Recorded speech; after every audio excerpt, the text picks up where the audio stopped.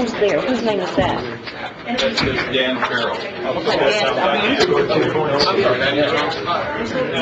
it going, Aaron? Not bad, Karen.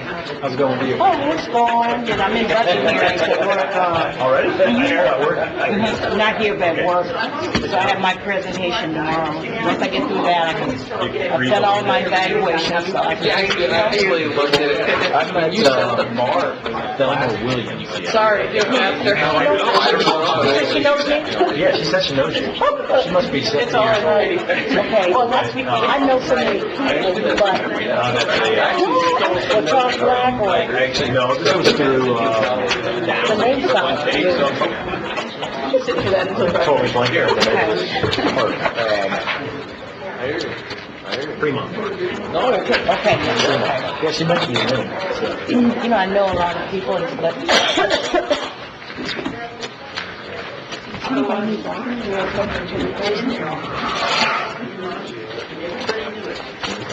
there's going to be a competition up the road. Voting basketball. You know what? Yeah, it's on this. I don't know. I think ladies. Which one you doing? The ladies are playing, right? Yep. Right, it was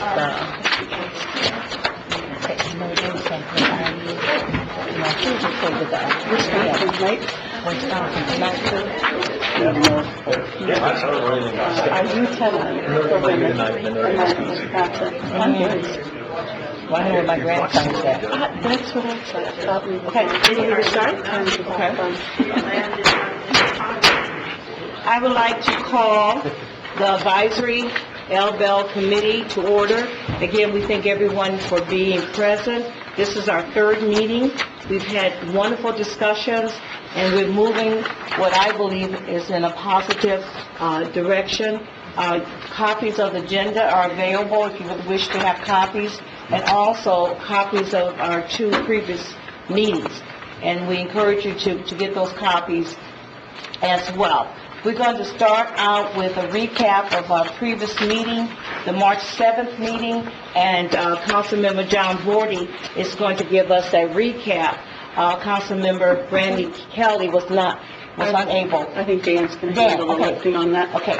All right, great. I will try to do it as well as Joe did last week. So the met on March 7th. The committee members present were Joe Broden, Randy Kelly, Karen White, Aaron Perry, and myself, Dan Farrell. Other council members present, Tim Scott and John Vorty.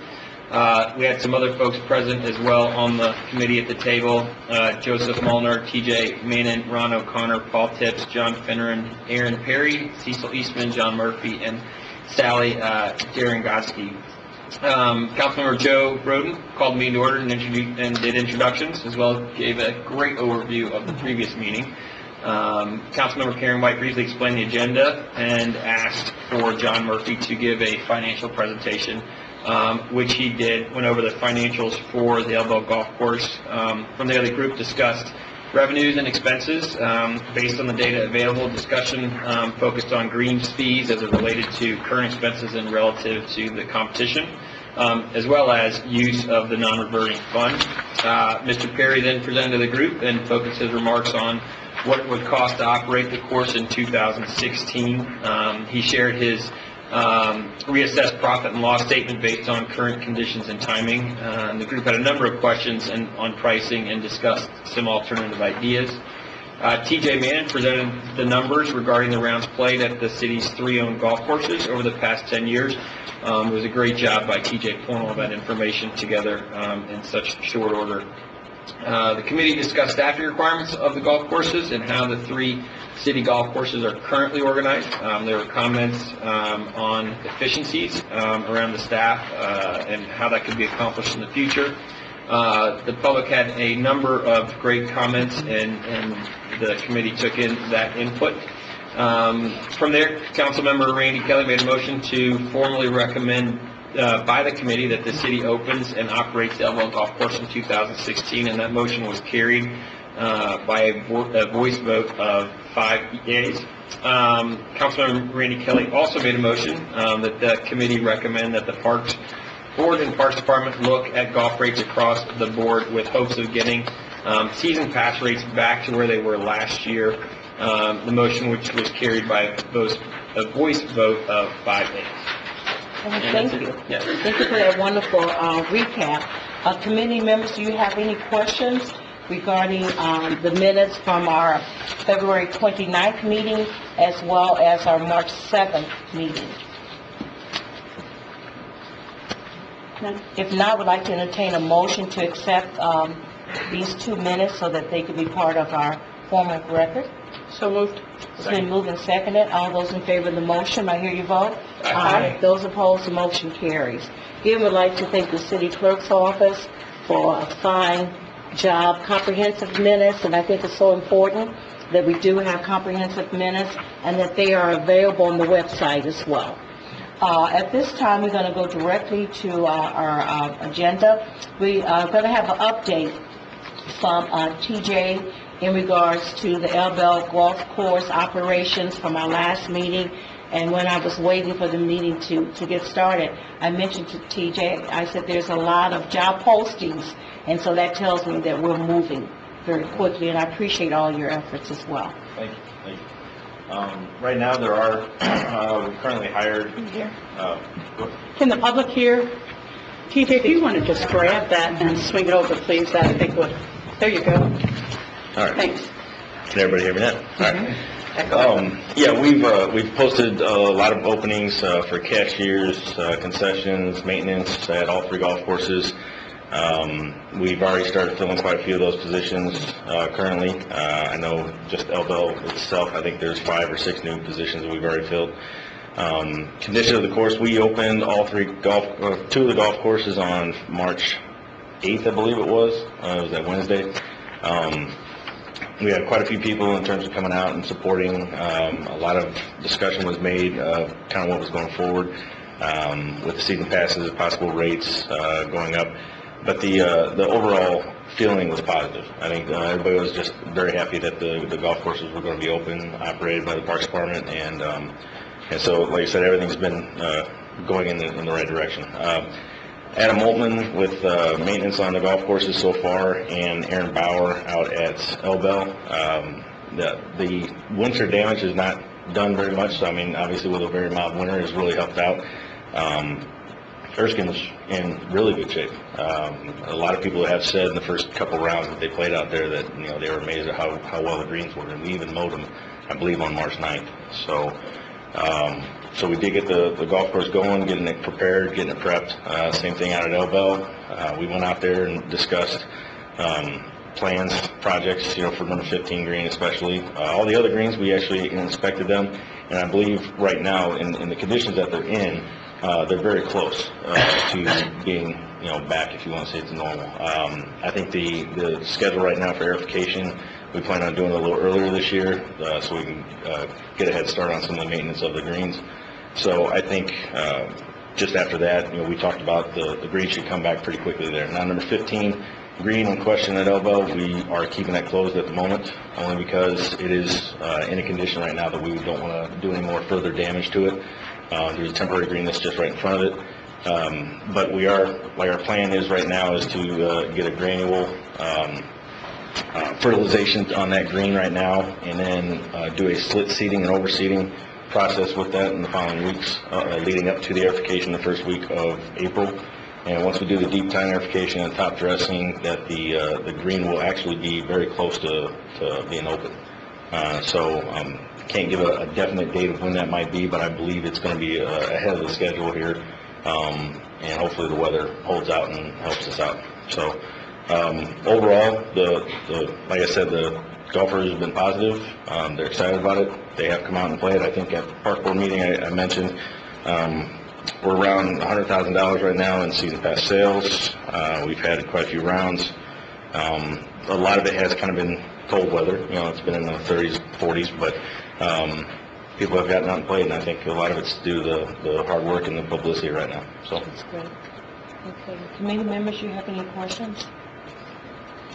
Up to from Aaron? The only other thing I'd note was that the acting upon the recommendation of this committee to look at season rates, The Park Board just got out of their last meeting and revised the rate schedule for 2016, essentially to make it mirror what we saw in 2015, noting that this probably wasn't the year to look at any kind of major pricing strategy, revenue strategy overhaul, but to at least ensure that we weren't decreasing revenue expectations. So that was just approved an hour ago.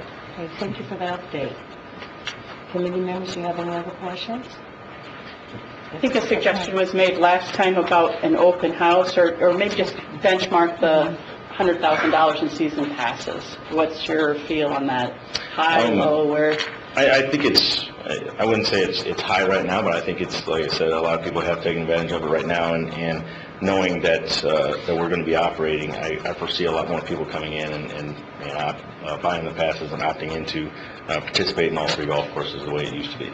I think once they start seeing the greens come back like they are, we even talked about getting a little bit more of the news out to the public. We just did a redesign on the website, so we're going to do a lot more media coverage and kind of showing weekly updates of the greens, conditions of the golf course, let people know what we're doing while we're doing it, so that way they can see that it's not just, it just happens overnight. It's something that's going to be a process, and we can at least explain and show a detailed examination of what's going on. I guess one other question, concessions. I think you were in the process of getting that approved. Is that? The health department approval? Yeah. Yes. Okay. Actually, I'm really proud to announce that, we got a 5-star rating at Elbel Park. Got that approved the other day. It's our 3rd consecutive year in a row. So Tammy Bennett, who's the food and beverage manager, has just done an amazing job all the time, and like I said, I want to commend her on that. The health department's coming to Erskine on Wednesday, so that should be open by that time. We don't foresee any problems there. So yeah, we're up and running at Elbel for the concessions. Last question, if I might. Any consideration of an after-hours event or open house, something that would pull the public in, and just whether it's, you're not coming out for golf, but just get out here and see that we're back and open. Any ideas on that? Yeah, it's been like I said, a busy week trying to get everything open, operated, and hiring, and doing some interviews and stuff. So Tammy and I haven't actually sat down and put together a hard date yet, but yeah, it's something that we would like to try and do another nightly event. There's other activities and things that I discussed at the last one that we're working with Susan O'Connor right now, trying to plan out a schedule for things going forward. A lot of evening events or just kind of non-golf events that we can try and incorporate. So yes, we are in the middle of doing it, but nothing has been set yet. Any other questions? Thank you again for your wonderful work and keeping, us focused in terms of ensuring that the golf courses will be open. Yes. We appreciate that. Thank you. At this time, we'll go to agenda item number 4, and that is current and potential complementary uses. And we're going to ask Elbel for everyone to come to the table or the podium, whichever will work best. And of course, we ask you to state your name and your address for the record. Okay, Sure. Thank you. Should I come so I'll explain it more? So no kidding. Can you keep one and has your face in? Yeah. So, one on the right moves forward, the one on the left moves back. Awesome. you're probably looking at anywhere from 15 to 18. Did we say 20? Did we say 20 minutes for your presentation? I think we actually only said 10, but Okay. 15 Well, minutes. we give you 15, okay? We'll take it. Yeah.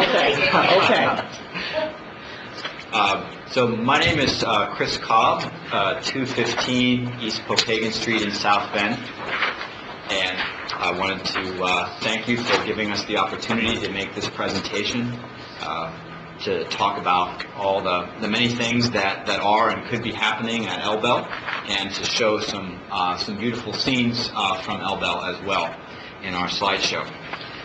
So I wanted to start off by explaining that Elbel for Everyone is making the presentation about complementary uses to the Special Advisory Committee because complementary uses are what makes Elbel for everyone. We as a group want to see citizens of South Bend be able to go to this wonderful park and to enjoy activities there, to appreciate the natural beauty, to learn, to exercise, all of these things that are possible at Elbel if we keep our focus in the use of Elbel on the value of public access, ecological integrity, and the common good. So I'm going to be doing some of the initial portion of the presentation focusing on the big picture of complementary use, and then my friend Jen Betts is going to be doing the second part, going into some more specific detail about the range of uses possible. So when we're talking about complementary uses, what are we really talking about? Complementarity really means fundamentally two things at Elbel right now. One is that it should fit with golf. Golf is the existing priority at the site, its historic use, and the goal is for that to continue. The other part of complementarity is that it should be activities that are ecologically fitting. We want activities that aren't going to degrade the site's ecological integrity or damage it for other uses. So complementary uses should all work together to maintain the quality of Elbel as what we started calling the crown jewel of the South Bend Park system for as far into the future as we can see. So those are the two bottom lines about what complementarity is. We can think about it a little bit more specifically by saying complementary uses are ones that fit together in terms of time. We can have activities that are complementary with golf by having them at night. Nobody's golfing in the dark. We're not, unless you're going to get glow-in-the-dark balls and start night golf. No one's golfing at night, so the nighttime, the wintertime, basically from when it starts to snow, for when the course is ready to play after the snows are gone. And then potentially low-use periods, times when the course could be open, but maybe it makes more sense to do some other activity that's going to bring more people out than golf will at that particular time of day. So that's one axis for complementary use. Another is space. We want uses that are going to be friendly to the course, that gets into ecologically fitting. It's got to fit with the ecology of a golf course as well as the ecology of a wetland area. It also may involve alternate points of access. One of the things that hasn't yet been explored very much about Elbel and complementary uses is that there is the main entrance, the drive that leads up to the central parking lot and the clubhouse, but there's also another building, the old superintendent's house over at one corner, and there's parking area near that. There's the work, I guess you'd call it the machine shed, is over that way too. That's an area that could be made a public access point that would bring people into Elbel, where they would not be directly in the path of golf. You could get people onto the periphery from there, enable people to walk around the edges of the course or into the natural and wetland areas without their having to cross the golf course the way they would have to do if they started from the clubhouse. There might also be potential for alternate access for complementary uses through the tree nursery. We haven't looked at what parking is like there or what would be complementary to the tree nursery, but I would guess if you have rows of trees, if people walk down between them, maybe it doesn't do the trees any harm. So that might be another possibility, a way in which complementary uses could be managed at the same time by managing points of access and arranging the other activities so that they don't go excessively into the space where golf is being played. The other criteria have to do with, well, how are these events going to happen? What we're going to be talking about this evening are events that would be volunteer-driven and organized, and that would have a cost profile of being revenue neutral or profitable.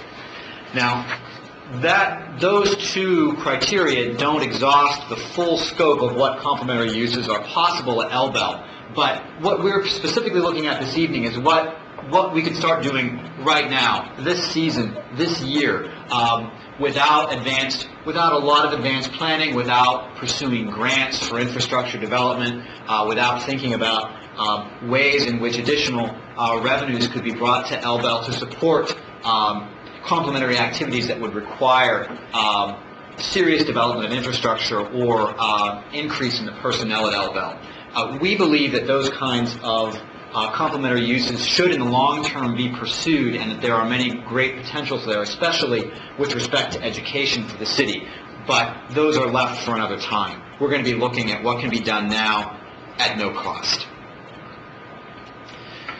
It's so important to pursue these complementary uses to enable Elbel to fulfill its potential to enhance the quality of life for the citizens of South Bend. As we all know, by now, it's 25% of our city parkland. It's our largest open space, and it's also one of the best sites for experiencing nature in St. Joseph County. A high-value wetland ecologically, and just a beautiful space with its woodlands and the vistas of the golf course. It's something that's worth sharing with the whole city. We're confident that this potential can be developed, in part because complementary uses have already been happening for many years at Elbel and are happening today.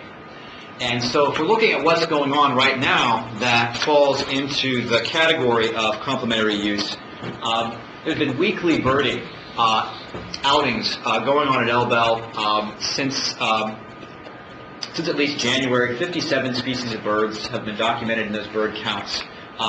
This is an activity that can continue on year-round. There are local high school athletics, other bird counts, winter sports, wildlife photography. All these kinds of activities are happening in the off-season now, and are starting to happen during the season. People that TJ and the folks at Elbel have been working on how to make those the bird walks continue and things like that. It's all quite possible. And so, with that general description of what's going on now, we turn things over to Yep. Okay. Yep. Speak up. Thanks, Chris. Okay, so I will not make you read the tiny screen. This is why we wanted to give you the handout. I just want to stress, when we're talking about possible and potential ideas, please know that we believe these to be highly open to debate. Chris, in a little bit, is going to talk a little bit more about perhaps a subcommittee structure that could help make the decisions, which would take into account, TJ's voice is really important about what's really possible with golf. Having some environmental experts to tell us, well, what can you really do without, damaging the wetlands? Like those. So please know that we recognize that this is all possible, preliminary, but we wanted to at least kind of start the ideas flowing. Another thing to say is that, maybe just to explain the handout a little bit, when we tried to go through and list, as Chris's last slide demonstrated, there are probably about 10 complementary activities that are currently happening. So under the column current, we wrote if it was yes current or if we believe that it is possible, using the criteria that Chris has already laid out. And I think another important note is in the revenue column. Let me just explain a little bit by what we meant by these terms. Yes is whether we feel that perhaps revenue could definitely be generated. Maybe that kind of an activity, for example, I'm just going to say this, for example, if you had a yoga class, maybe the yoga instructor is actually renting the facility, so that because there's a rental cost already associated with it, there would be definite revenue for the Parks Department. Possible would be, perhaps more information is needed. For example, I'm trying to find one that I could use as an example. It might be something that, depending on who your partner is in it, it could have possible revenue implementations. If we have donations by it, it's because it might be an activity like bird watching, where you wouldn't necessarily, if you had a how-to bird class, ask every person to, give $10 to take the class, but you might say, hey, would you be willing to make a $5 donation? It will go to the Parks Department. And then no would be maybe some of the more research or educational activities where it just seems like other good was coming out of them, so you wouldn't necessarily have to see them in terms of revenue generating potential. So I realized how long this list is, and that was one of the most exciting things as we were creating this. We realized that there were a ton of possibilities. Maybe another thing is to think about, when we were thinking about all of these possibilities, we were thinking about the park, not only in terms of the golf course, but we were obviously also thinking of the clubhouse. We were thinking, of course, of the wetlands, right? For example, if eventually, again, if this would be ecologically in line with ecological integrity, if you ever did some kind of kayak wetland tour, that's something that's possible. But again, you would need to see that would be something a smaller committee would probably need to decide and investigate. We were thinking about the peripheral of the park. We were thinking about other entry points. We were also thinking about land in front of the clubhouse. When you pull up there, it's just grass. I mean, that would be a great place for a rain garden or for a demo permaculture site. So we were really trying to envision the property in all of its grandness.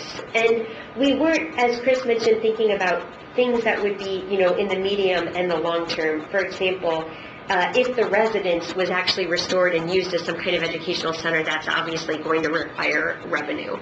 And so we tried to leave things where we thought that it would require more revenue off the list. So maybe if I'll let you just some things that I figured out that have been really exciting that are happening in other cities is, for example, the driving ranges are often used for other events. We read about some examples where driving ranges have had outdoor movie screens set up on them and people have been invited to a movie night. We know of at least one golf course that actually has a hot air balloon fest, and they launch from the driving range. So that's perhaps one good area that could be used for festivals or concerts, one-time events. We also did have some one-time ideas such as a 5K or a bike circuit around the peripheral that could potentially both raise visibility of the park but also maybe raise some funds. Another thing is some of these things would obviously help if we turn back and are going to try to get the Audubon certification. Anything with your habitat creation restoration, your native plant restoration, those things would all help towards that golf certification also. So if it's okay, I'm going to leave it there because what we tried to do is just separate this into the months that we thought it was possible, even with golf going on. Now, some of them, of course, wouldn't be possible, and some of the educational events, aren't going to happen in the summer. But I'm going to let Chris continue a little bit more with the structure and how perhaps this could be investigated more fully. Oh, and we have lovely pictures. I almost forgot. So you don't want to miss any of our pictures. So I'll just, as Chris comes up here, Mark Lassage took that photograph. He's in the audience. And there's actually a possible route that Martin Mechtenberg actually designed for a possible 5K in Elbel. So that's what that picture is. And the one other idea that we also have had now, this may cost revenue or might not, depending on the time, but a Parks Department app is obviously something that would be really innovative. I think, in some ways, a lot of times people do pay a company to design an app, but also with all of the university partnerships in town, that's something that really could be deepened to see that perhaps there might be students that would have the potential to design an app. But, it could do everything from booking your tea times to having a donate button where people could just click and donate to the parks. There could be a map and history of Elbel, a calendar of all the different events, directions for nearby bike and bus routes, accessing ecological information. You could connect it to related apps, such as eBird, which would help with the research. And, we were thinking something that the bird count has been doing there is actually getting data of how many species are at Elbel. And so your app could link to eBird to help people report what kind of species they're seeing where. Another idea, of course, that we had, which a big time for complimentary events is at night, and Chuck Buter's in the audience and has done a lot with night education here in South Bend, and that's a great complimentary use. And the app, of course, could also have night sky information, what constellations are in the sky right now. So we also wanted to make sure that in some ways we saw this kind of device maybe being able to help support all of the complimentary uses as more people learn about what's possible. Thanks. So I'm just going to wrap up our presentation by looking at moving forward and what would be needed to enable this kind of planning for complementary use to happen effectively. And our suggestion would be that the Parks Department and Parks Board establish a subcommittee for complementary use for Elbel, but one that might become a model for the park system more broadly. To have representation on that committee, someone from golf, is working with golf, knows the golf, someone from the Parks Department knows Parks and Recreation, then a resident or residents with ecological interest and expertise, residents with recreational interest and expertise, who are the kind of people who are going to know how to put on a festival or what might be exciting for people in the city and events like that, who's going to know about how to arrange and manage activities that are based on the ecological qualities of Elbel. And this would be a group that could provide recommendations to the Parks Department and the Parks Board, identify the uses, facilitate the schedule and the space usage. The goal of a committee like this would be to capitalize on resident involvement and expertise in ecological integrity, in public access, to ensure the common good by ensuring complementarity of uses. If we look at the history that we've all been through with Elbel over the last year, it's been clear that it's been challenging. One of the things that became challenging for the Park Board in making good decisions about Elbel was the lack of a permanent structure to facilitate resident involvement and expertise. And so we would view a subcommittee of this kind as a way to help the Parks and Recreation Department, to help the Park Board by establishing an ongoing input from residents and experts, talking and working directly with the golf and parks professionals to ensure that the parks are being used to their maximum sustainable capacity for improving the quality of life of the people of South Bend. So that's, I think, the end of our presentation. Okay. Thank you. Thank you.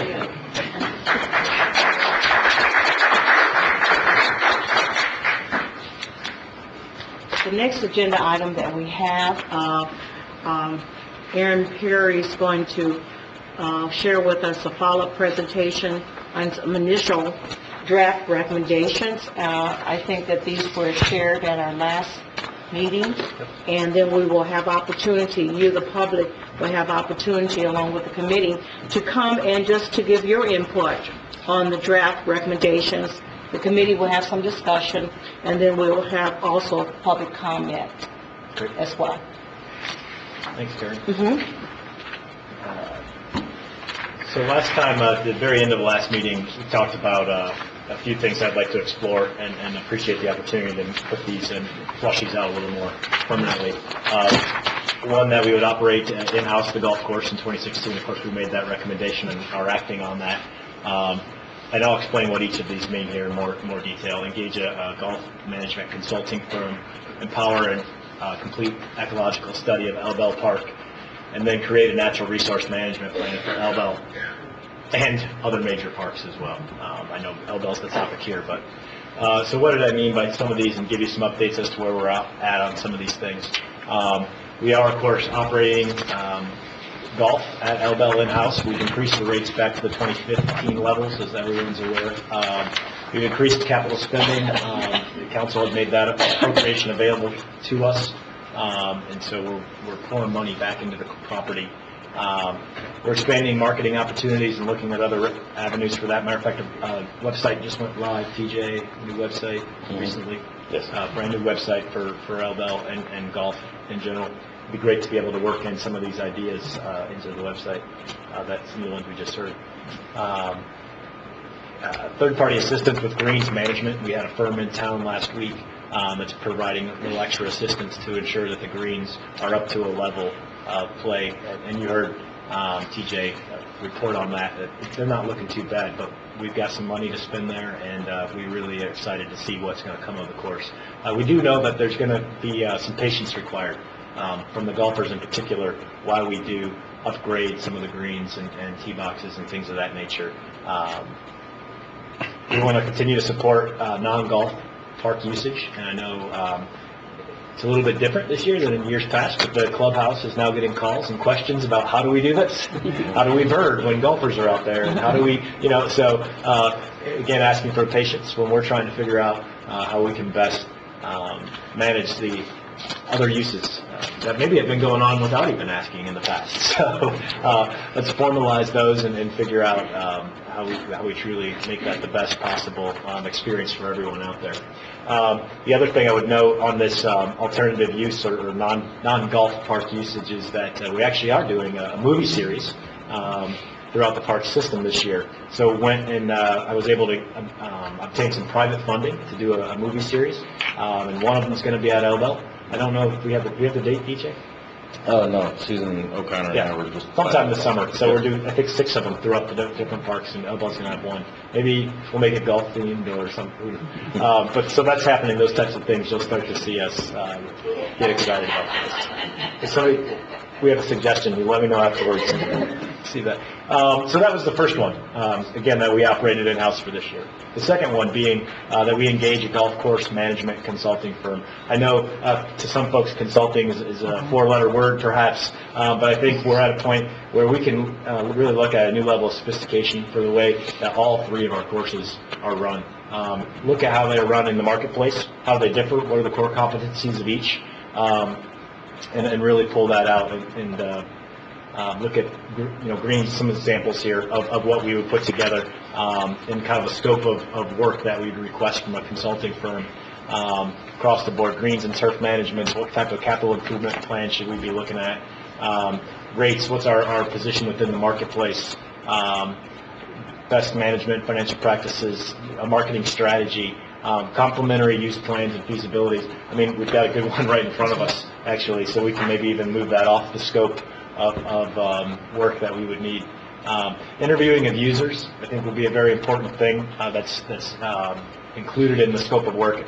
Also engaging with the local golf community. And when I say users there, that means all users. And so I'm really appreciative, Chris and Catherine, of your input there. And so we want to do that. Kind of the box that I'm putting up there, the process is we would do a request for proposals. And kind of put together our scope of services loosely based on these bullets here that we'd be asking a consulting firm to achieve with us. So that it's important to us that we look at alternative uses and things of that nature.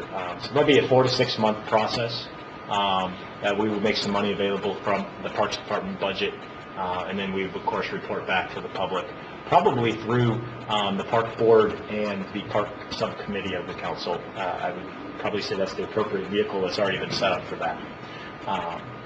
The third topic, I'd like to empower a complete ecological study of Elbel. So any informed, as we're really hearing, any informed decision on the park's future should take into consideration its unique environment. So we heard a great presentation a few weeks back on the tool floristic quality assessment, and so I'd really be interested in getting a more thorough assessment out there, and inclusive of other things as well, the water, the aquatic habitat health. There's a lot of things we don't know, I think, about Mud Lake and Cedar Lake for that matter. A wildlife and bird inventory, a lot of that's underway, but again, important to know what's out there. Really, certainly the overall park health and what are some of the risks at play in the park. The process there, I think we utilize our park staff some of our management folks, but as well as our naturalists from Rome Village, and volunteers, as well as a lot of the resources that are available through, whether it be the Purdue Extension, the Indiana Plant and Wildlife Society, the Audubon folks, the Office of Sustainability here at the city. IUSB's expressed some interest in it as well. So I know there's a lot of groups available to us. So I'd like that to happen. From what I understand, that really is required to happen over the growing season. So that's really over the next 6 to 8 months that I'd like to understand some of the things that we don't know about the property. And of course, report back public as well. And then the final piece would be natural resource management plan for Elbel Park. And I'm interested in doing this not only for Elbel, but for all of our major parks in the system. And so I'll have to work with our team to decide exactly which parks happen when, and there'll be some unique things that are applicable to one park that perhaps not to another park. Not exactly sure how that will look to date, but some of the things, kind of a definition of what I consider that to be, would be this comprehensive kind of guide that's built jointly by experts and the local community. So the local community is going to be an important part of this. Understand what priorities we have for our parks. But it will guide the physical care and sustainability of our parks. If any department in the city should be looking at our sustainable practice and how we treat property, it should be the Parks Department. And I'd like to really be a leader in our community as a whole of how we treat our environment. So some of the types of things, this will not be exhaustive, but some of the types of things that I'd like to see in this natural resource management plan would be what are our plant and tree quotas, and what are the guidelines for maintaining the health of those resources. Invasive species management, landscaping, turf management practices. What types of fertilizers are we using? How may or may not that affect the environment around it? How often are we mowing grass? What are there areas we don't mow and allow to be more native? What are our practices there? Sustainable resource utilization for grain garden, perhaps looking at green roofs, or how's our lighting and things of that nature. How are we taking care of our night sky? That should all be as part of a natural resource management plan. Here, our standards for the environmental and biology of our parks.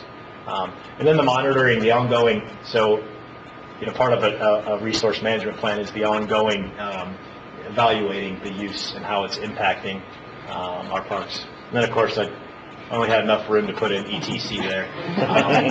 But certainly there'll be quite a bit. And this plan will breathe. It won't be something that we finish and just say, here it is, let's go do it. These things happen to evolve. And so this will be a long process to get this achieved. I really think year and a half type thing. I want to make sure that we're engaging the right experts and the local community as well. I'm kind of understanding. You can see the bullet point number 3, the kind of ecological study will certainly play into this. So I don't think we can really get this one underway fully until we kind of understand what the environment is out there. So I think that's why another reason why we're extending the timeline on this one. But again, here's an occasion where I think we'd want to engage some experts. So put together a scope of work, some things that we would expect to see there, and then report that back publicly as well through those vehicles. So that's what I meant by those 4 things. And certainly, I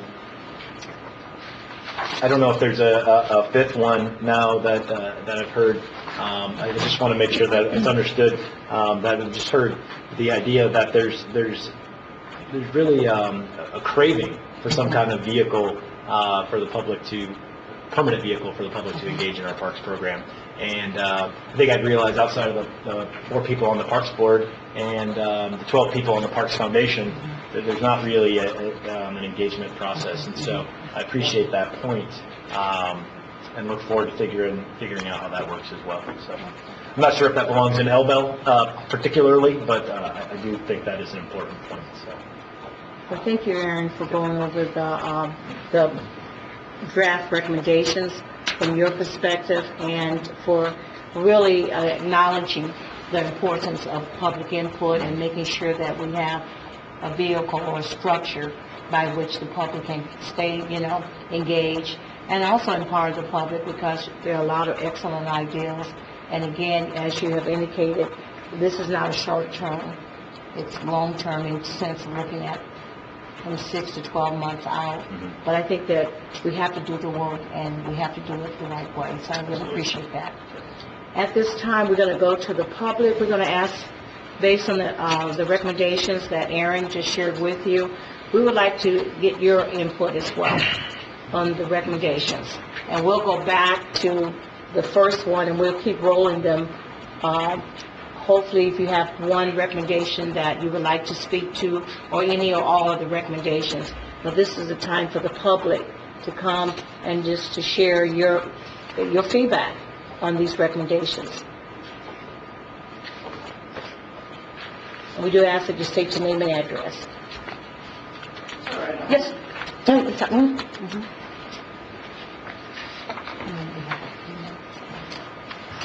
We have about 3 minutes, okay? I think that was a lovely presentation. One thing concerned me about it was that I keep seeing dollar signs, and I keep seeing busy, but I don't see what I consider the old park ethic, which is a place of peace, quiet, a place that you can go and relax. And I think that really needs to be addressed. The parks have to be, we need to go back to the old park ethic, where you can go into the park and be quiet. And I think I talked about to you last time about maybe having a place with, I'm a senior, as you can tell, and we need a place where we can walk and we can take walkers, but most of our parks don't have paved paths, so we desperately need to become more senior friendly, just help people who have trouble getting around. So I worry that you think of this only in terms of, I always thought parks were part of the services of a city. I didn't think that they were a business. And I understand why, when you have something like a golf course, you do need to make some money. But we also need to realize that you need to be providing some services to the rest of us that have been paying taxes for many, many years. So please think about that. I would like to ask you if you would think about passing or rewriting or something of the ordinance for the parks to prevent any more use of the parks for anything except parks, not to be sold, not to be used for anything else. It seems like the city likes to come in and want some space, and they get it. If you remember at Adams, and that's how you used to get into Potawatomi Park in Greenlawn. They closed that off so Adams could have a place to practice, which is only used a small part of the time. And I have had friends ask me, how do you get into the park? Because you have to look around to find out how to get into Potawatomi. Now I understand, excuse me, I understand that you want to put a fire department or a building for the fire department there next to the conservatory. That is totally not in keeping with the park. And so they've been making the parks uglier in a sense. So please don't put fire department there. That just isn't compatible with the park. So we need to prevent any future use except for parks. I was talking to somebody and found out that there are a lot of people that have weddings in the parks. And even that little Patel Park, and I mentioned Patel to you last time because I'm so impressed with that little bitty park, if you're familiar with it, on Mishawaka Avenue. They have put the park for gyms and the water, the water park for the kids, and a little tennis court is in there. Anyhow, all the busy work is at one end, and then later, they've designed it so well for a little park. We should be doing that all over our city. Farther over, they've got winding paths and some benches. It's just a pleasant place, and it's used a lot because I go by there quite often. And I think we need to, so that brings me to the one thing I really want to talk about, and I think the city needs to have a landscape architect. That's what's making Mishawaka so beautiful. We are not going to catch up with Mishawaka unless we beautify our city, and that really improves the quality of life. And they plan ahead. They don't just start putting things in and put them wherever they are. So we need better plans on how we use what land we have, and separate the active level from the quiet level, so that it's something there for everybody. Thank you. Thank you for your Oh, comment. I'm Evelyn Emery, by the way. Your address? Crumbstown Highway. Thank you. You can come right up to the podium. State your name and address, please. Casey Zillman, 1265 Chapel Gate. Very nervous. Thank you for having me. I'm a local birder and a member of South Bend Elkhart Audubon Society. I'm also the Education Committee Chair. I love to teach people about birds. I want to commend Mr. Perry and his initiative for the National Natural Resource Management Plan. I think he hit the nail on the head, saying we should do an assessment this year and do longer plans of invasive species removal and things along those lines next year. On top of the flora quality assessment, there's also a lot of biological quantitative indices that he could be using, and I believe those metrics should be calculated for all the major parks, including Pinhook, which we've also started collecting bird data on, and also Potawatomi, which most people don't know is home to the red-headed woodpecker.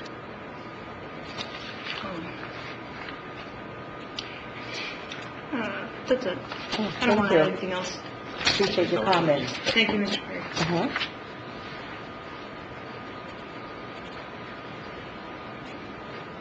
Sorry, Catherine, I think I called you Jen earlier. I think No worries. Now that I see you both. It's like we all have the sticker. We're basically interchangeable. I think you actually called her me, by the Yeah, I way. think that's what I the did. other way around. Yeah. So I'm Catherine Osborne, 517 River Avenue, South Bend, and I also really want to thank you, Aaron, for that presentation, and especially for the sort of long-term thinking that's embedded in it. I second the comment, and I know this is not the fault of anyone on this committee, that it seems like a lot of people in the city think about the parks in a kind of piecemeal way. You take a piece here, you take a piece there, and I think it'll be really beneficial. And ultimately, one of the things I hope comes out of this whole Elbel process is greater appreciation for parks and how they all work together, and ideally better funding for them, although that's obviously a thing that is well beyond this committee. And to that point, I just wanted to more or less to strengthen something that I think you already implied, Aaron, which is the need to probably actually pay some experts for a little while. And I don't know where that money comes from, but a golf course management consultant, but also I think ecological consultants. I think volunteers can do a lot, but I think if we want to come out of this with a much strengthened plan for the next 10 to 20 to infinity years, I think it'll be really a good thing, a really wise investment to get some professional help over the next year or so, backed up by hopefully a lot of volunteer energy. So thank you very much. Thank you.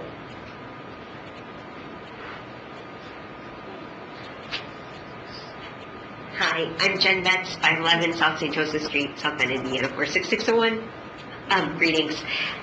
Thank you so much. These are all very exciting draft recommendations. So maybe just a few thoughts.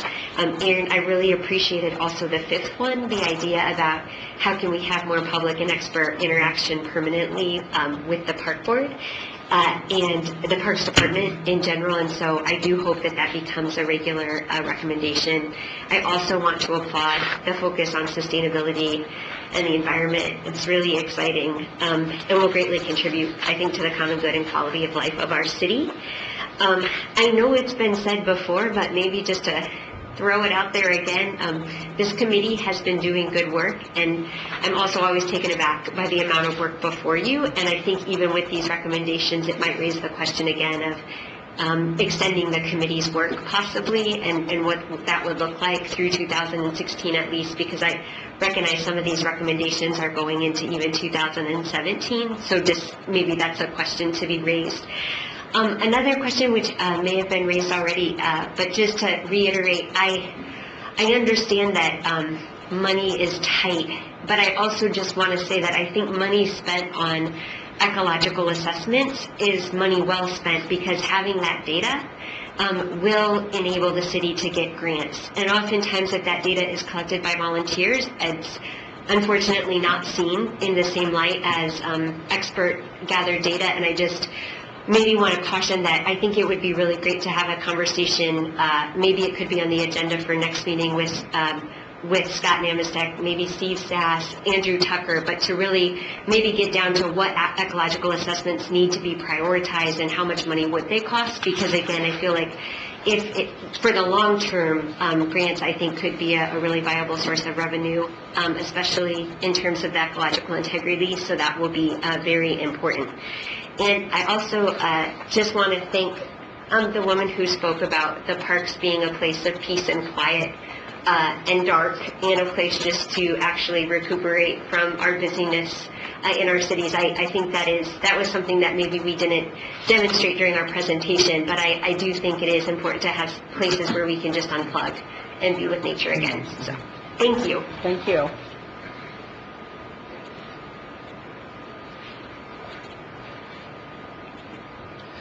Chris Cobb, 215 East Brookhaven Street, South Bend.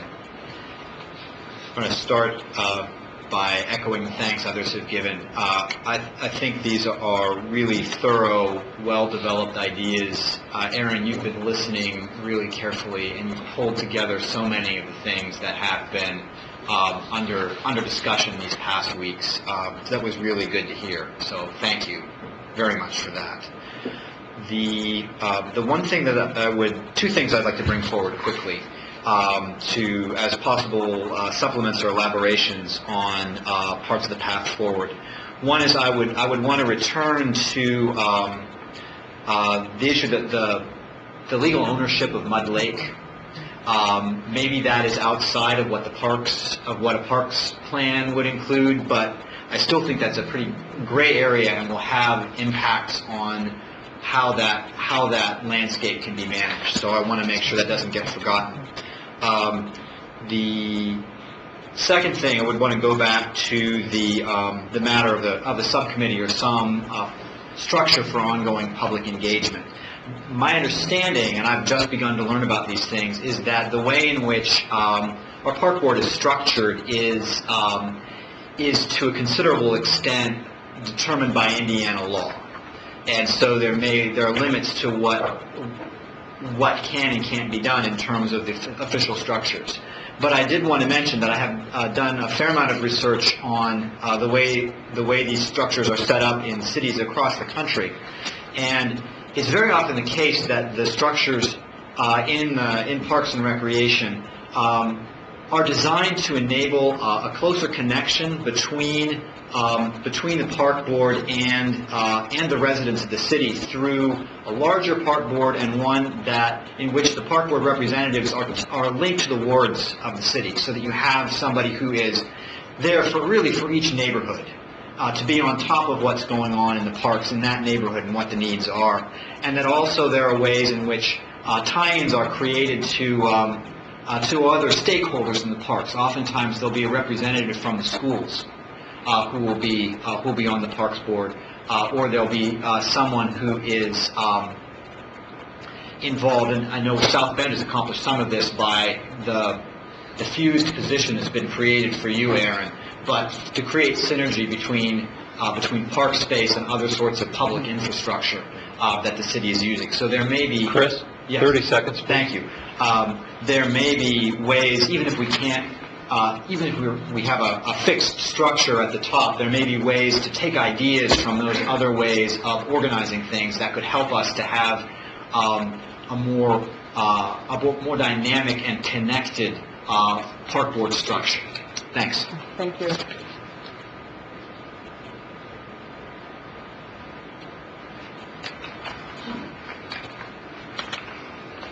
Hi, I'm Terry Niemeyer, 3575 West Bertrand Road, Niles, Michigan. I too am grateful. I love all the ideas that are coming from Elbel, of the people, and as well the research that looks like is going to go forward before and during making these decisions.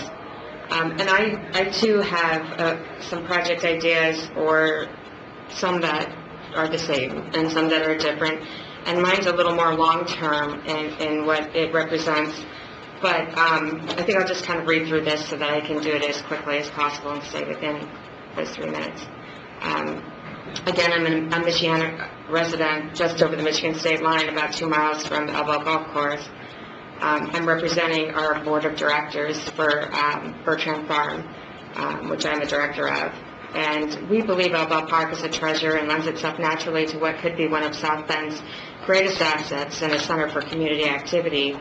That golf can coexist or possibly exist better by diversifying the park and creating programs that attract the community to the park, including biking and hiking and all those things that were mentioned, as well as the green spaces for peace, and possibly adding even some traditional park infrastructures, pavilions, park benches, swing sets even. But most importantly to me is adding the educational hub that would so bring in the local residents and the schools and the universities. This is a unique possibility for education. I believe within those complementary uses are some long-term relationships that could develop in partnering. For instance, I'm the director of Bertrand Farm Inc.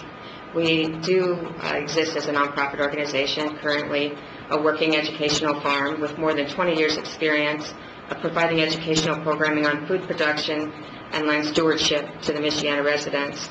Building a well-fed, well-connected, and well-informed community is the foundation of our work. Elbel Park is a perfect setting to locate and expand this kind of programming.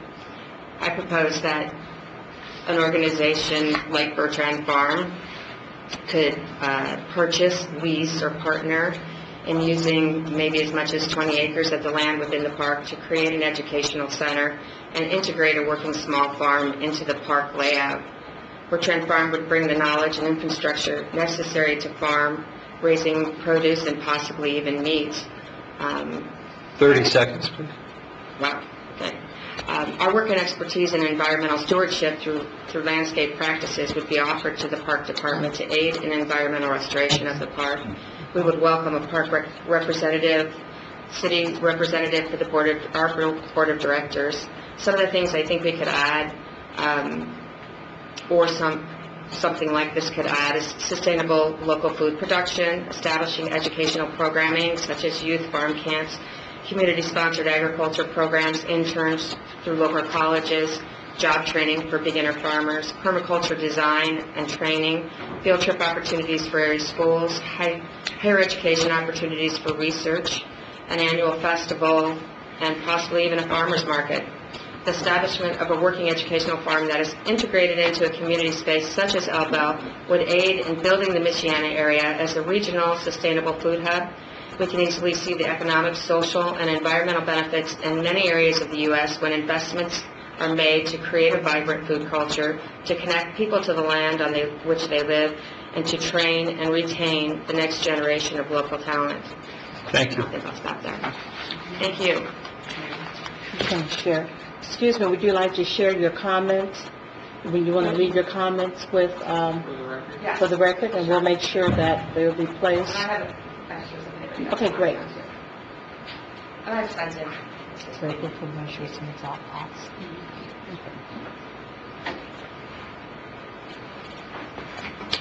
Good evening, Steve Francis, 54174 Juday Lake Drive.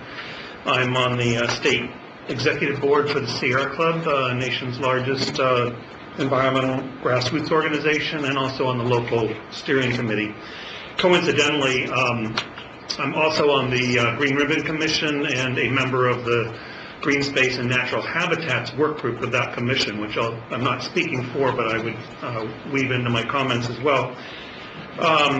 Wow, what a world of difference a couple of months make. The tone and ideas coming from you and from the community, I think, has really set us on a path going forward for truly positive developments, in both, not just in Elbel, but in the park system as a whole. And I want to commend Aaron, staff of the city, the golf management group, and those of you giving up your dinner hours to be on this committee, because I'm so impressed with where we are right now as to where we were a couple months ago.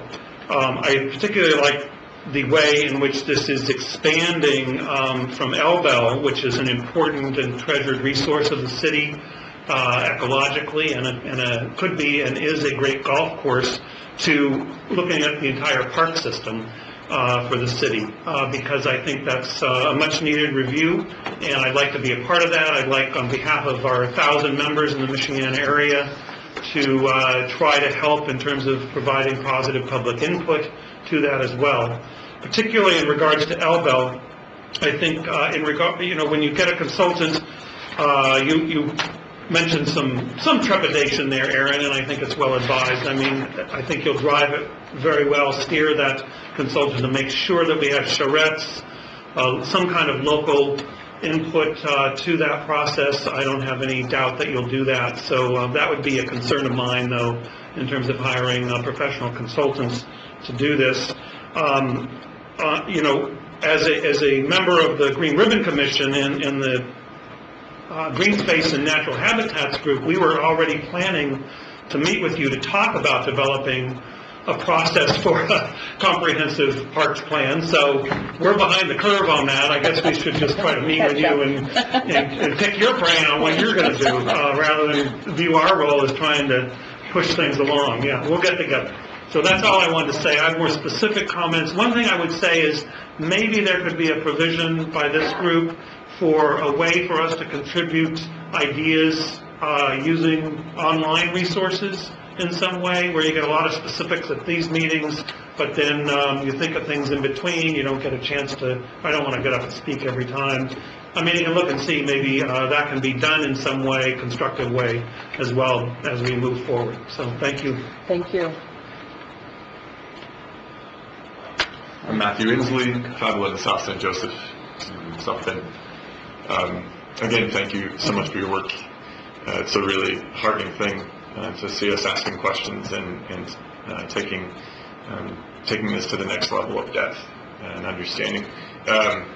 Just thinking back a few months ago, we almost lost Elbel, and now here we are talking about what a treasured resource it is. And I think one of the turning points has been, as we understand it as more than a golf course. Not that it's not a great golf course and can't be an excellent one, but that a piece of property like Elbel is, by its very existence and definition, a rich, multifaceted and varied piece of property that has a number of different ways to understand it and use it and enjoy it, and the way that it feeds back into our lives. And what I think has been so instructive about this conversation around Elbel is that it is going to help us, and I really appreciate, Aaron, what you've proposed and what you're proposing, because I think it's opened us all up to understanding the important environmental obligation that we have with regard to every park and every street and every structure that we have in the city. I'm an aspiring permaculturist and local food producer, and permaculture is this idea that we learn how to fit into the environment, as opposed to clearing everything and shaping it just the way we want it, but understanding what is it trying to say to us, what is the environment trying to tell us about how it wants to be and what we should be doing there. And so to take this approach that we're now, notice how we've stopped saying, well, we'll sell Elbel and we'll get the money and we'll make it they can make it into a golf course and so on and so forth. Instead, we have begun to back off and say, what is Elbel? What does it want to offer us? And then we're now going to figure out ways that we can cooperate with the property.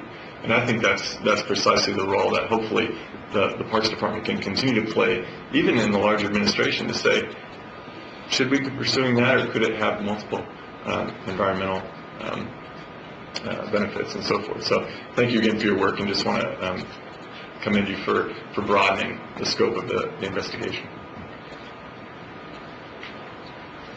Jason Badicki, Critchlow, 3822 West 4th Street. Going to keep my comments pretty much specifically to the input on the draft recommendations. Very excited about the consultant, believe it or not, for the golf course management.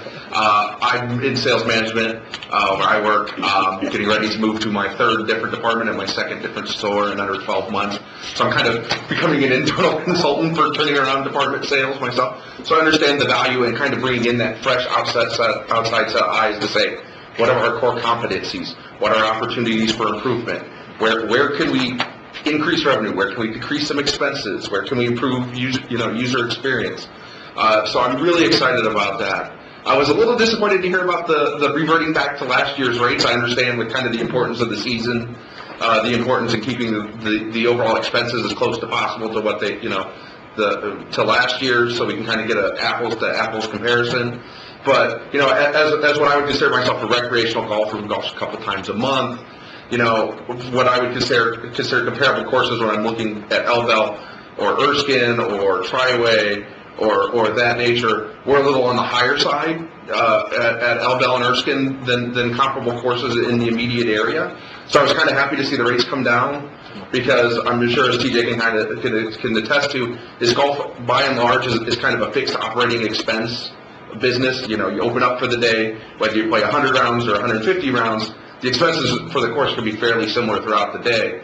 So I was kind of excited to see the rates we're planning to go down, to hopefully drive that number of rounds up and kind of drive revenue up. But that'll have to be an issue for the committee to look at going maybe forward. So I hope that kind of still stays, that the rate review kind of still stays inside that draft review as something to look at for maybe next year.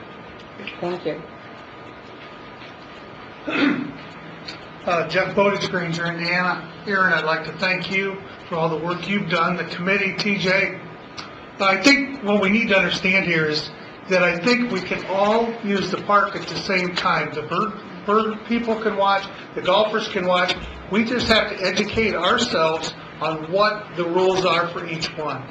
And be cognizant of what, if I'm out and want to watch birds, I need to be cognizant of what the golfers are doing and where they're at. And the golfers need to be cognizant of the bird people as well, and the environmentalists.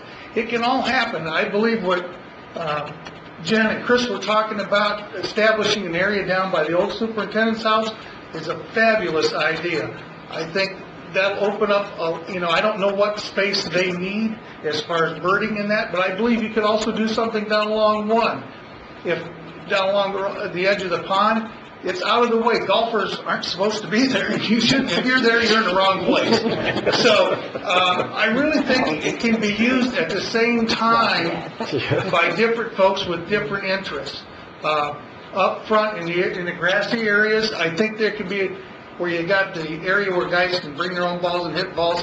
Take that out of there. You got a range. Go use the range. It'll generate more money for us.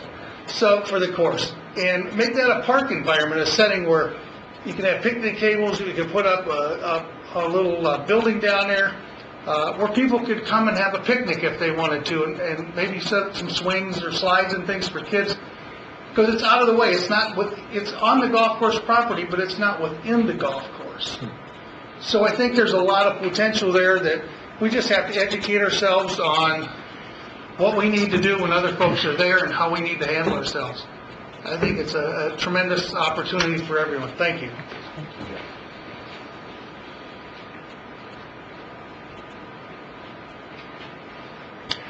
Good evening. My name is Chuck Buter, 15893 Asheville Lane, Granger, Indiana. First of all, I want to most importantly compliment you on having a plan and looking at it in the big picture. Well done, and is a great improvement from where things were. I'm an advocate of the dark skies, and half of the park experience, half of the park's history, and half of the park's future occurs between sunset and sunrise. And so I'm particularly happy that there is an admission of not knowing everything there is to know about this resource. After one of the public meetings, I went out to Elbel on a clear night, and just one of the things nobody probably knows is, just on first blush, the darkness at Elbel is roughly 19.16 magnitudes per square arc second. Now, it's a number, but it's kind of what you have to do is quantify what we've got. so we know what's at risk. And so I just want to say thanks very much for going ahead with this vision. My hope is that the vision for natural resources for all the parks, as you look at them, will expand to the rest of city operations, so they have the same forward-thinking vision that's been expressed here tonight, and some of the issues like sustainability and knowing what we've got and what's at risk. So hopefully this will kind of lead the city in other directions. Please consult before you make capital investments in outdoor lighting. I don't cost anything. And if you want to know where I got the information on the magnitudes per square arc second or the existing situation at Elbel, you can go to my website, nightwise.org, and there are a couple of blog posts I put there about Elbel and the night sky and the night sky environment. And lastly, the Michigan Astronomical Society has been around for 41 years, and I've been told that the Astronomical Society used to meet at Elbel along with an astronomy group from IUSB. So that was previously the site where the Michiana met for the dark skies. Thank you very much. Thank you. Hi, Marcia Kaiser, Andrea Court, Mishawaka, President of Women's 18-Hole Leagues. I had this really big, long thing I was going to say, but I just got blown away tonight by Mr. Perry's report, by the environmentalist report, and I just want to remind everyone, someone mentioned 4 months ago, some of us started going to meetings in the fall of 2014. It's really impressive how far we've come in this, and I just want to thank you, Mr. Perry especially. You've done a super job, you and also the council members, for once again putting out all your extra time and all that. It's become important how important this park is to the community, and I just want to bring one thing to your attention. Like I said, everything's been so positive tonight, I can't believe, just blows my mind. I just want to bring one thing to your attention. All the meetings I've been to, not once did someone approach this microphone stating opposition to the positions taken by the supporters of Elbel Park. So there you are. Motion passed unanimously. Well, we'd like to thank each and every one of you for your comments. We appreciate the work that you've done and the work that you'll continue to do in collaboration with the Park Board and the Park Department, as well as the Common Council as well. At this time, I'm going to bring it back to the Advisory Committee members and ask for any input or feedback that you might have at this point based on the recommendations, but also where we're at as an advisory committee. Let me start with you, Dan.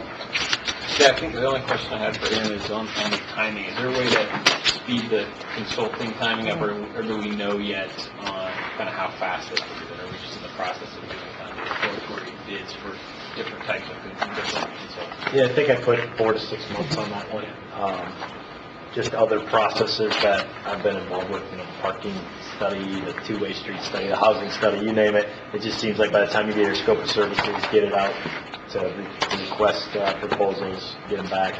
We want to ensure there's plenty of opportunity for public engagement. So 4 months is probably on the earliest side. I think I can get it done. Yeah. Okay, Joe? Yeah, that was probably my biggest question. Thank you, Aaron, on all this, and the public as well, for your input.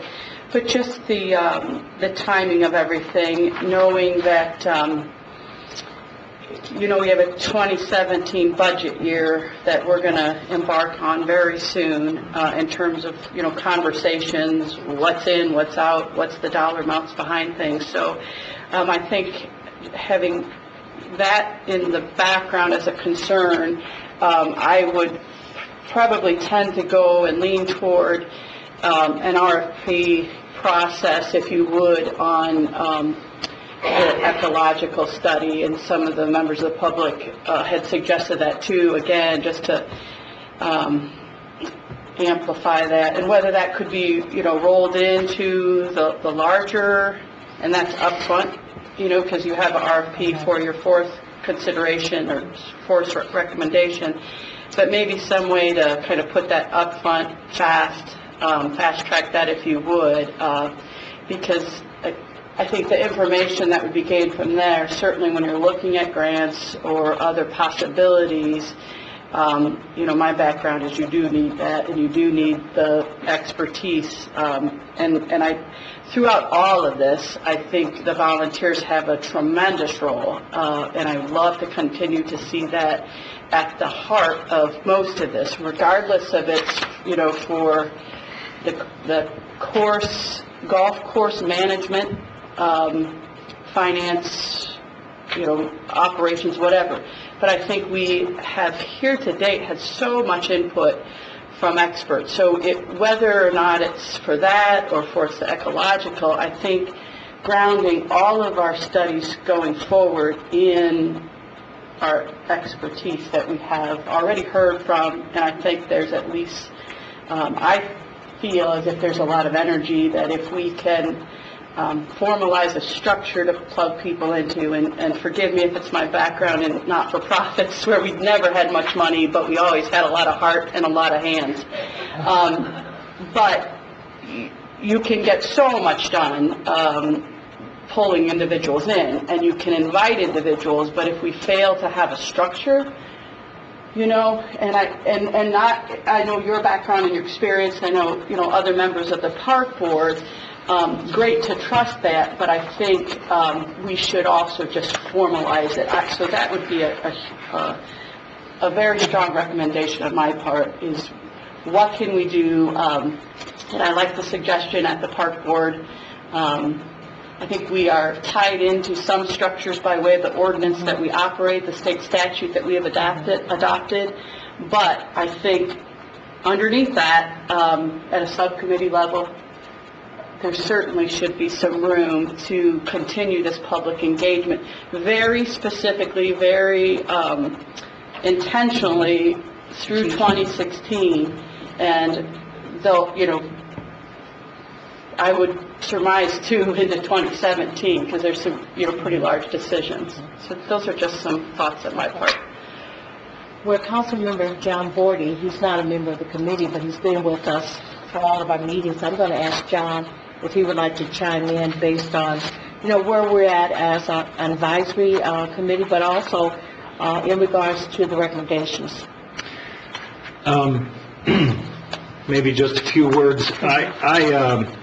I think, the committee's doing wonderful work. Everyone involved. I'd like to thank all the folks who have come to all of these meetings and all the environmentalists who have had so much to offer. When this whole issue came up, all I felt was, oh, no, you don't, and wanted to stop the sale of the golf course. I'm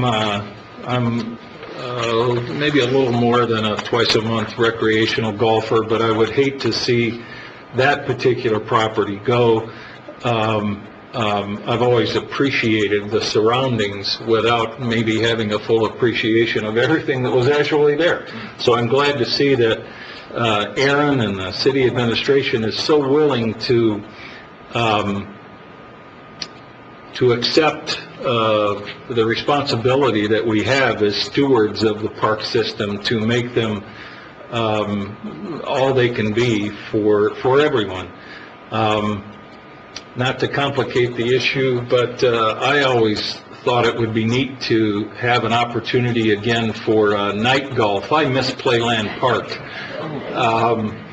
And I know you can't light a big 18-hole course, but maybe Studebakers, maybe just a driving range somewhere. But I think we have an opportunity to rekindle a lot of interest in golf. I think the market is there. I think the baby boomer generation is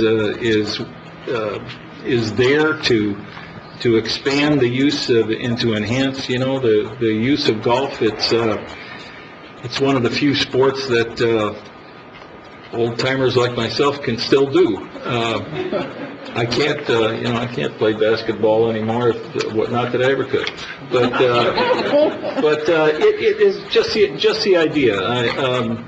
That's why I'm so glad to sit in on these meetings and listen to all the bright folks who are so knowledgeable about all these things, and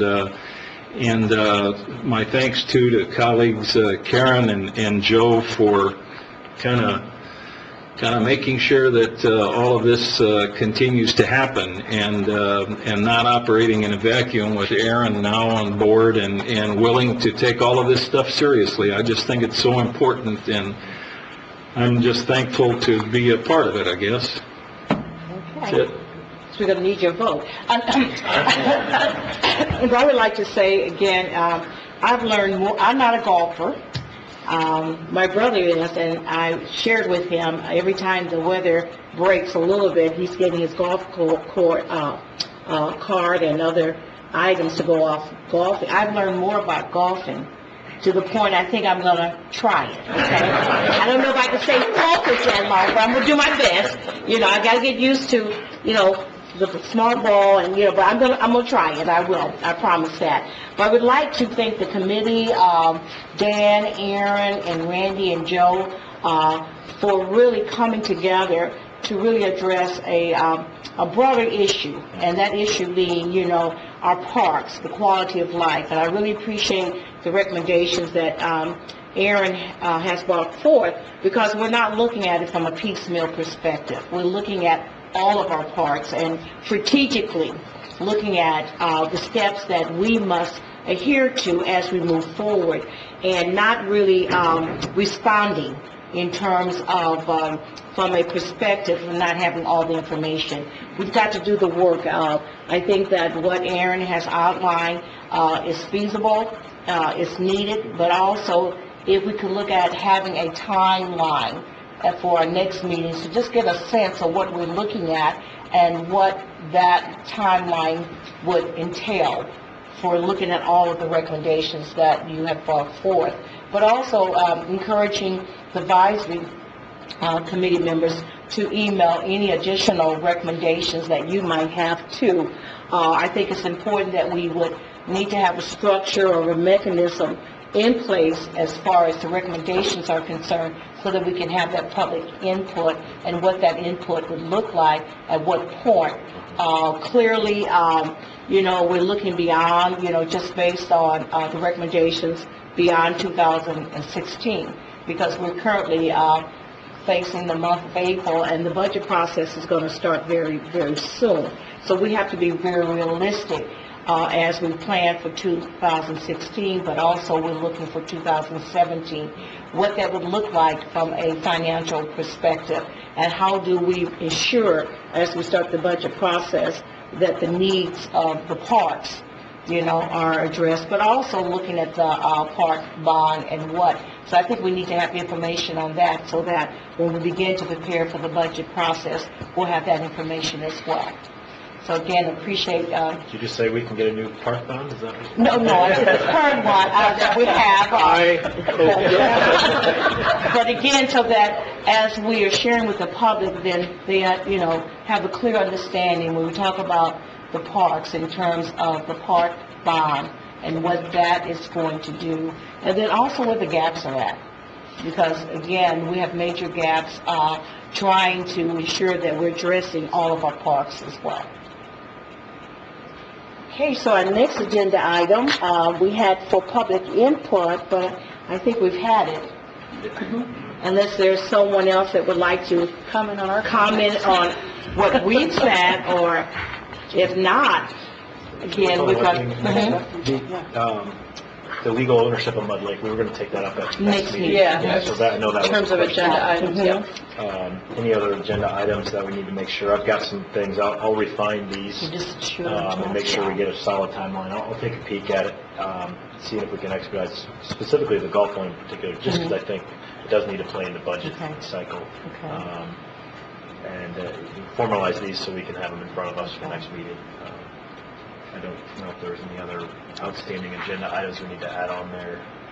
Yeah, we had I had listed the legal ownership and that Yeah. structure, and then also I think someone made a comment about the communication, relationship with parks and the park board, and, what are those limitations, and how can we best ensure that we have that public input? I think there's a clarification on the actual ordinance that we currently operate under versus what else could be available by way of state statute. And that was an item just based on availability of our legal staff and park board staff. I think they're planning on, I know for next meeting, which this is a plug, for returning back to these chambers, Wednesday, April 13th, we'll have our next meeting. Same time, 6 o'clock, same place.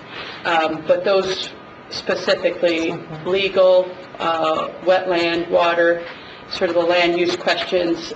We have individuals who are coming back from area planned and legal for that department, that is, and then ordinance clarification. I do think we have a duty too to get back, however we go structure-wise on any of these threads, is to make sure that questions that haven't been answered yet, that have been posed by the public, that we return back to them in sort of a checklist. What have we answered? What have we failed to answer? And to try to get something formalized, either again pushed to the committees to follow up, or this is what we know. I think that would be helpful. The public has been very good about giving us some very good questions, so I want to, formalize our response to that. I would like to add to the agenda, too, the process by which our recommendations will be forthcoming, and the timeline, and then what are those steps. I went back and I read the ordinance, the resolution, that we passed as a council, that those recommendations or any actions would go back to the Common Council with the Park Administration and the Park Board. I just want to make sure we have a clear understanding what that process should be. Format. Yeah. And so we won't have any surprises. So that should be part of our agenda for next time as well. And maybe perhaps on the golf course management consulting firm, when you look at the RFP, I think any input amongst ourselves or from the public, and particularly some of the experts who were here last time regarding golf operations, if we could chase maybe some of those ideas to the committee in the interim. What would be some of those specs? What would be some of the points that we would want to include? I would welcome that, just to inform what our scope for that RFP process.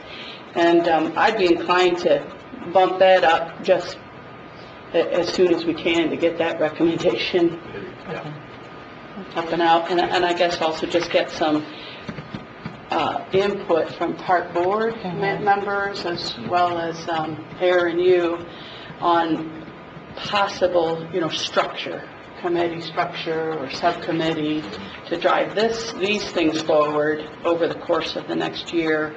But, is there something that could lend itself to, as I think some in the public said, it's more of a semi-permanent, that gives us to feel that we're taking care of this year, but we're also going to be looking forward and making sure it's on the right course. Yeah, I want to be a little conscientious of mission creep of this advisory committee that was designed to look at Elbel, and also our kind of bandwidth as a park board and administration. But I do think there needs to be a more refined system for subcommittees. Every committee I'm ever on has a subcommittee. So if we have an athletics subcommittee, an environmental subcommittee, something of that nature, I'm not sure I can bring that back and have the park board flush that out between now and the next meeting, but certainly on board with that. And the only reason we're getting to the point where we are today is because of everybody's input. So that's such a very good thing. So, yeah. Okay, so our next meeting will be Wednesday, April the 13th, 6 p.m. Our agenda has been set, so we'll get that agenda out as quickly as possible so that you will have knowledge of what those agenda items will be. Again, just like to thank everyone. It's really been an enjoyable time to spend. Again, not only have I learned a lot, but I've met a lot of neat individuals, and we're doing the work that I know that we've been, as elected officials, to do. And that is to ensure that we have transparency, open communication, and that we're flexible, and that we spend the time with our public, and that we do listen. I think that's an important message as well. We thank Aaron and Dan and John, who probably will be with us as we move forward. Okay. So if there's no other agenda items, I would like to call the Special Advisory Committee for Elbel to a closure, and we stand adjourned. Thank